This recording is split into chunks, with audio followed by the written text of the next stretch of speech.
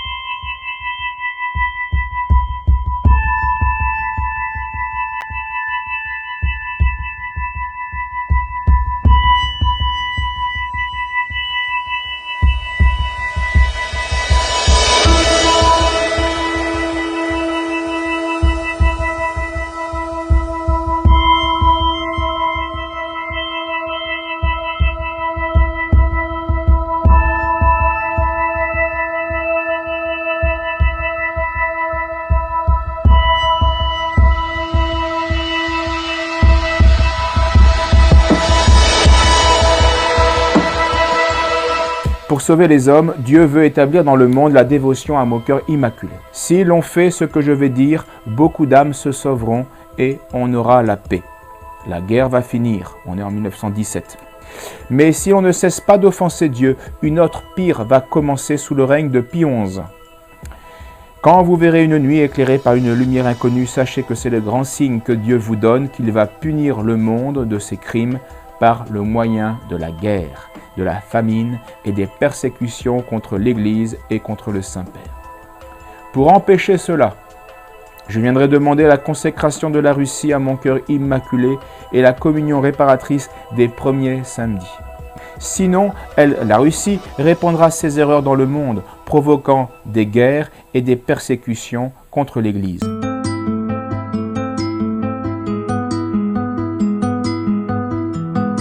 La Russie a bien répandu ses erreurs et tous les pays sont infestés de cette erreur. Le communisme est, je le cite, un stratagème juif en vue de conduire Israël au pouvoir mondial. I januari 1917 fick Trotskij kontakt med frimurarorden Bnai Brit, som redan tidigare hjälpt revolutionärer i Ryssland. Den som ombesörjde kontakterna mellan den revolutionära rörelsen i Ryssland och Bnai Brit var Jacob Schiff.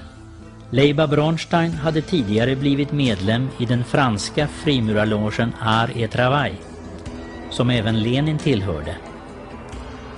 Frimuraren Winston Churchill bekräftade år 1920 att Trotskij även var illuminat.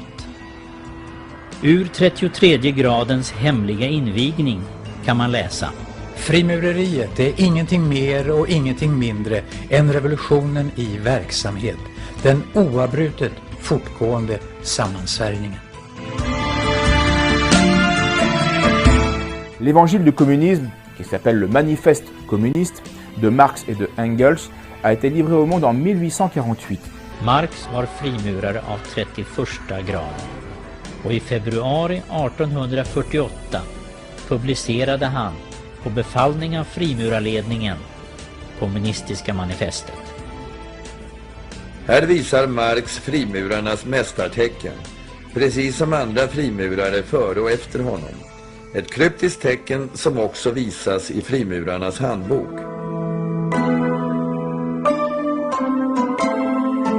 Toute la littérature marxiste ne consiste qu'en une incantation sans répit contre la propriété privée, principalement celle qui est représentée par les classes terriennes et agricoles. Dans son deuxième chapitre du manifeste communiste, donc des juifs Marx et Engels, il est énuméré son décalogue, les 10 commandements matérialistes, dont presque tous visent à l'anéantissement de la propriété privée. Karl Marx, prophète et fondateur du communisme tel que nous le connaissons aujourd'hui, demande dès 1848, aux fins d'arriver au communisme mondial, à l'international, un impôt sur le revenu, lourd, gradué et progressif.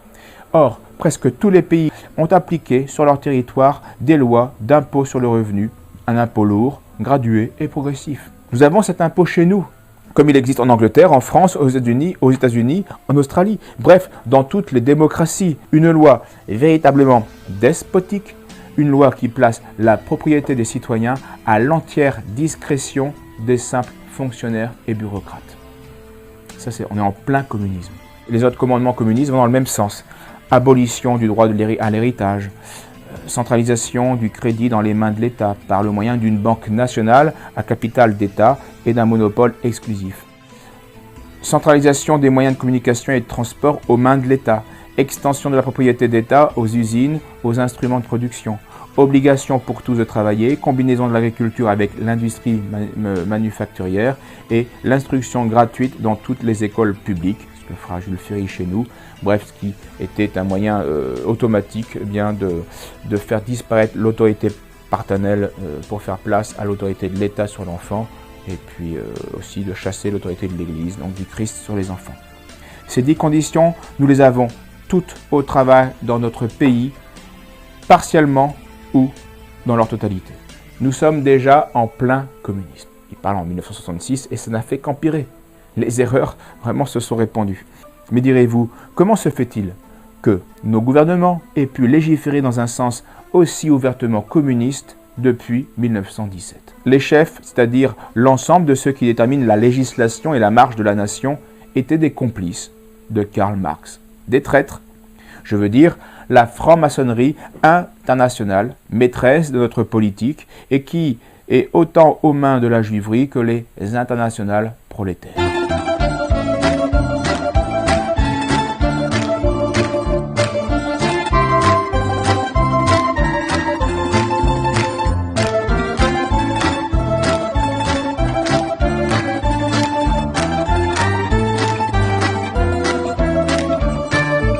Autre point de contradiction évident, là aussi, c'est la condamnation du communisme.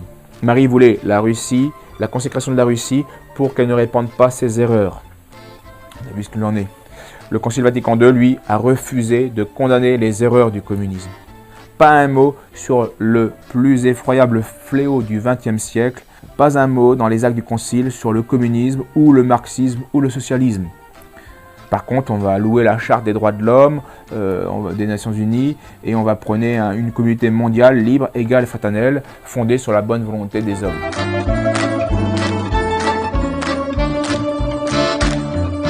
La Très Sainte Vierge est bien triste car personne ne fait cas de son message, ni les bons ni les mauvais. Les bons continuent leur chemin, mais sans faire cas du message. Les mauvais, ne voyant pas tomber sur eux actuellement le châtiment de Dieu, continuent leur vie de péché sans se soucier du message. Mais croyez-moi, Père, Dieu va châtier le monde et ce sera d'une manière terrible. Le châtiment céleste est imminent. Dieu va châtier le monde et ce sera d'une manière terrible. Qu'est-ce qui est encore plus terrible que la perte des vies humaines par la guerre, la famine, la persécution? Qu'est-ce qui est encore plus terrible que l'aveuglement des élites, que la perte des âmes par millions à cause de cet aveuglement? Ce qui afflige le cœur immaculé de Marie et celui de Jésus, c'est la chute des âmes religieuses et sacerdotales. Le démon sait que les religieux et les prêtres, en manquant à leur belle vocation, entraînent de nombreuses âmes en enfer. Le combat, en fait, ici-bas, il a un enjeu éternel, et Satan le sait, et l'Église le sait. Normalement, les prêtres le savent. elle est tout simplement en train de nous décrire un châtiment imminent, spirituel, mondial et donc ecclésial. En 1958, Pie XII meurt, et en 62, c'est l'ouverture du Concile Vatican II. 5 ans plus tard, jusqu'en 65, et après, c'est des dizaines de milliers d'apostasies, de curés défroqués, c'est la révolution liturgique, c'est l'apostasie, c'est la destruction du droit et de la doctrine catholique. Un jour viendra où le monde civilisé reniera son Dieu, où l'Église doutera comme Pierre a douté, et elle sera tentée de croire que l'homme est devenu Dieu. Dans nos églises, les chrétiens chercheront en vain la lampe rouge là où Dieu les attend. Les chapelles sont fermées, quand elles sont ouvertes, elles sont vides, il n'y a plus la présence réelle, quasiment nulle part. Ou alors elle est douteuse à cause de la messe de bâtarde de Paul VI. C'est le chaos annoncé, c'est pire que la Seconde Guerre mondiale. Donc c'est une manière de comprendre que Vatican II est vraiment l'œuvre de l'esprit des ténèbres, de l'œuvre du diable, puisque point par point, c'est la contradiction de ce que voulait Notre-Dame, le ciel, à Fatima, en 1917.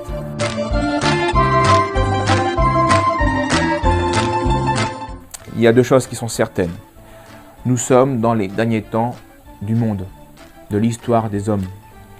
Nous savons que l'Antéchrist, Saint Jean nous le dit, l'Antéchrist, eh bien, a la permission de faire la guerre aux saints et de les vaincre. À la fin, ce sera comme ça en raison des péchés des hommes. Dieu, en raison des péchés des hommes et de leur impénitence, a concédé pour un temps ce pouvoir. Je cite chapitre 13, verset 7 de l'Apocalypse. « Et il lui fut donné de faire la guerre aux saints et de les vaincre. Et il lui fut donné autorité sur toute tribu, tout peuple, toute langue et toute nation. Et tous les habitants de la terre l'adoreront, c'est-à-dire le serviront, ceux dont le nom n'a pas été écrit dans le livre de vie de l'agneau immolé depuis la fondation du monde. » Donc, ceux qui ne sont pas fidèles à Jésus-Christ, attachés à Jésus-Christ, eh bien, vont servir l'Antichrist, qui est sur toute tribu, toute langue, toute nation. C'est le pouvoir mondialiste qui se met en place. Quoi qu'il arrive, notre salut. Le salut est et reste dans la contre-révolution, c'est-à-dire dans la vie chrétienne, dans l'union à Dieu. Malgré la grande apostasie généralisée, malgré l'abomination de la désolation dans le lieu saint, avec Vatican II et le ministère de l'iniquité dans l'Église, eh bien nous pouvons vaincre avec l'agneau. C'est lui qui va vaincre à la fin. Mais cela se fait uniquement par le sang de l'agneau, dit l'Écriture. Le dragon, la bête et la prostituée, donc tous les personnages de la fin du monde et l'Antéchrist, feront la guerre à l'agneau.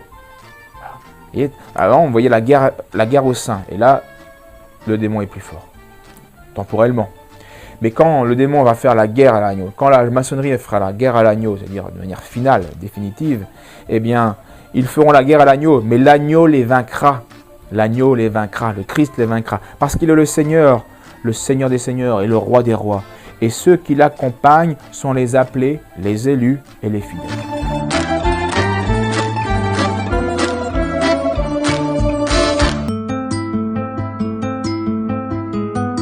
Même si la Russie répand ses erreurs, a répandu ses erreurs, de toute façon, à la fin, le cœur de Marie triomphera.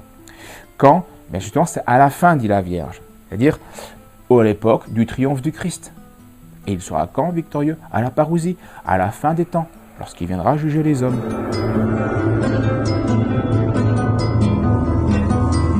Jacinthe, peu avant de mourir, confia à sa cousine: « Il ne me manque plus beaucoup de temps pour aller au ciel. Toi, tu vas rester ici pour dire que Dieu veut établir dans le monde la dévotion au cœur immaculé de Marie. Dis à tout le monde que Dieu nous accorde ses grâces par le moyen du cœur immaculé de Marie. Que c'est à elle seule qu'il faut les demander. Que le cœur de Jésus veut qu'on vénère avec lui le cœur immaculé de Marie. Que l'on demande la paix au cœur immaculé de Marie. C'est à elle que Dieu l'a confiée. C'est ce qu'on appelle la médiation universelle.